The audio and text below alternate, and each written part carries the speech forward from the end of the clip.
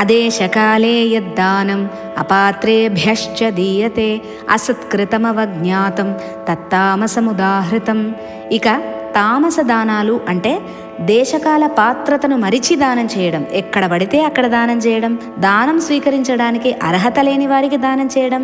ఉదాహరణకు మద్యం తాగే వారికి బార్లో మద్యం దానం చేయడం, మద్యం బిల్లు కట్టడానికి ధన సహాయం చేయడం, క్లబ్బుల్లో పేకాట ఆడేవారికి ధన సహాయం చేయడం, దానం చేసేటప్పుడు చీత్కార భావంతో దానం చేయడం, మనసులో ఇష్టం లేకపోయినా బలవంతాన దానం చేయడం కూడా తామస దానమే.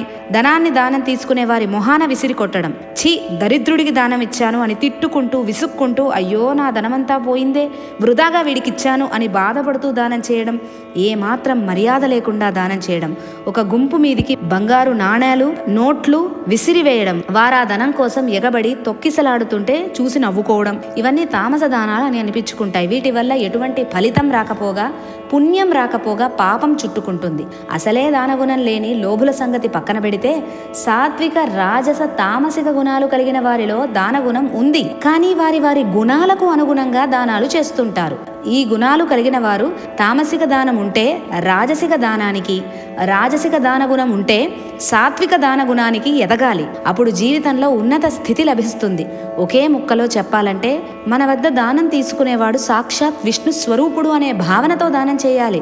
అందుకే పరమాత్మ వామనుడిగా అవతరించి మరీ దానం స్వీకరించాడు.